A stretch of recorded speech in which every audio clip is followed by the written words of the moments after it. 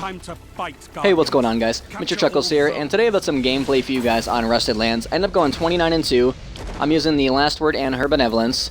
And so what I like to do is I will go through and check the sniping water tower if I spawn on the back first, and then I will rush over to A and throw grenades. If their entire team tries to capture A, it'll usually be captured before I even get there, but that just means their entire team is on A and no one's pushing to B. The reason I go and throw grenades up there is to try and prevent them from capping it super early so I can push to B. But if they're all trying to cap it, that means we have our freedom to push over to B really fast. And so I'm trying to figure out which direction they're coming from, whether it's underneath or above. This is a good spot to be, right here on B. You can kind of, if you're even just decent with the sniper, you can watch most of the areas. And you can use that explosive thing in the beginning if you spawn on this back half. A lot of teams like to just sit there by the explosive thing, and early on you can usually pick up 2 or 3 kills. I wasn't able to net any this game, but we held B pretty well, so I didn't really need it. Popping back, using my Blink. Blink's a very effective ability, whether it's with a shotgun or a sniper. A lot of people get upset about it. I mean, I love my tie-in, and I really wish on the new step classes they would implement Blink, but I saw them and it doesn't have it. But it allows you to do stuff like that right there, just outplay the people. And it's not like cheating or anything. I mean, Blink Shotgun, if you just run around with Blink Shotgun and Thorn all day, you're not improving much. If you learn how to use Blink, it really does help you out. As you can see, though, I'm just using it with my primary, and I'm just using it to be tactful, basically, and to reposition myself. It's really, really helpful. And you can be killed in Blink, but it is difficult to kill somebody in Blink unless you know where to look.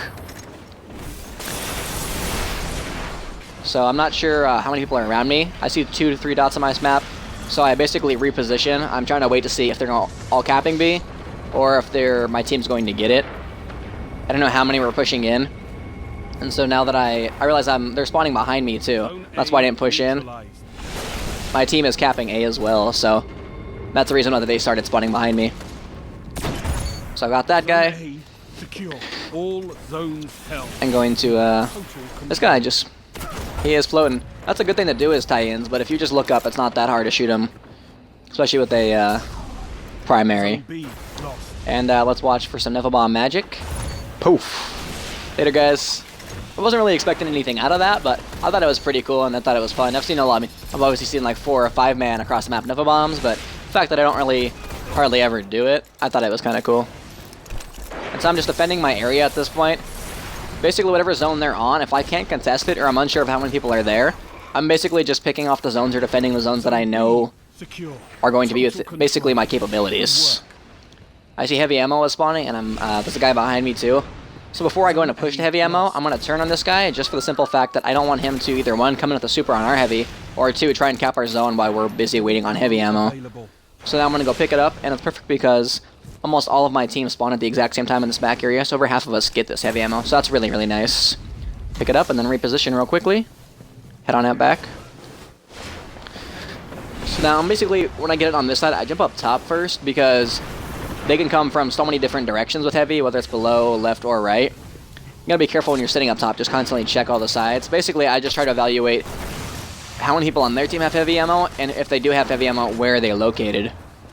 So I heard 1 heavy machine gun up there, and I see my team all dying, but I see the red blip on my radar is gone, so I basically push on in.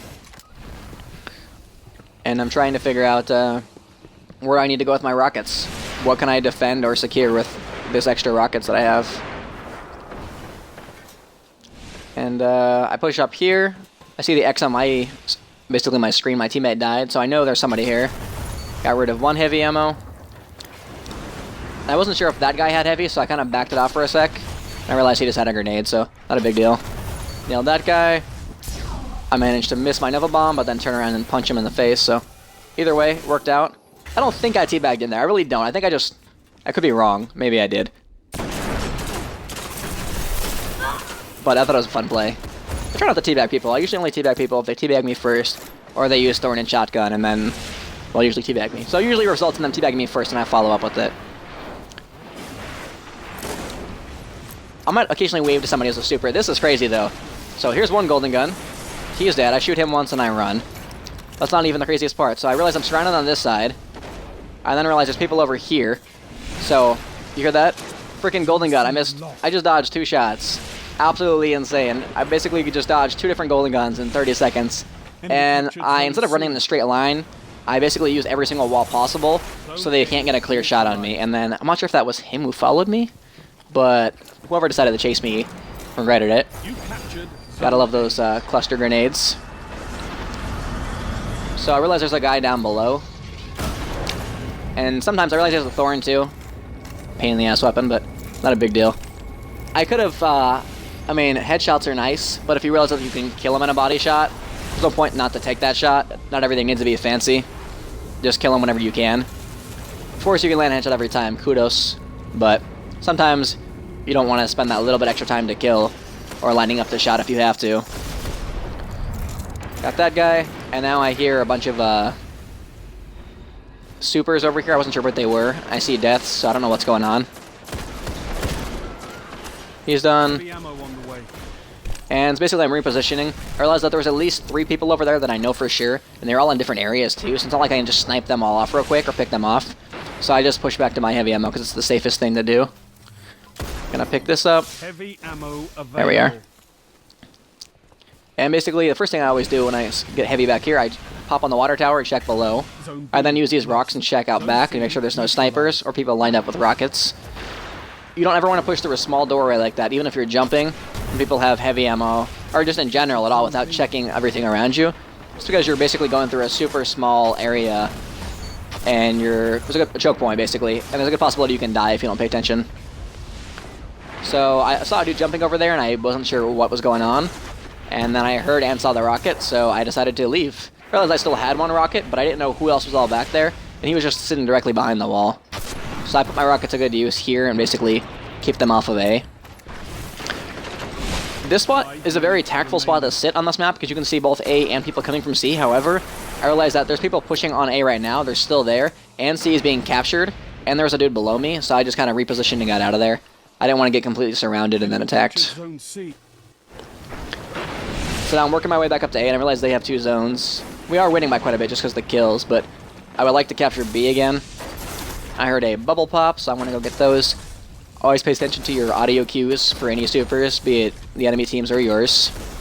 I don't know why our team placed the bubble and then sat outside of the bubble. That was definitely strange, but I don't know, whatever works, right? Everybody died on their team, and I don't think any of us died, so maybe one. And, oh, this part. Man, oh no, every time I think about this moment, and I watch this, I just want to cry. That was the saddest freaking moment ever. I was so upset about it. I should have just Nova Bombed the guy. I don't even know what I was thinking. And I was really upset about it, and here's my second death. That's probably going to bug me for a couple days. I probably could have gone flawless if I didn't get killed by that guy, and then had I not get killed by him, I probably wouldn't have been so reckless and jumped in there with the freaking Nova Bomb like an idiot. I probably should have positioned myself better. But overall, it was a really good game. I just freaking shotgun, man. Had to ruin my spree.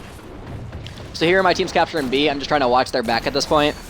And shoot him on the foot. Whatever. Achilles heel, I guess. And that's pretty much it, guys. Let's see. The score is 20,000 to 13,000. It's a pretty good game, and just kind of wanted to show you guys how I like to rotate around Rusted Lands and just how you can be if you rotate correctly and how successful you can be. Alright guys, I hope you enjoyed this video. If you did, if you could leave a like, I'd really appreciate it. If you guys could comment and subscribe, that'd be awesome. As always guys, thanks for watching. I hope you guys are all having an awesome day. And until next time.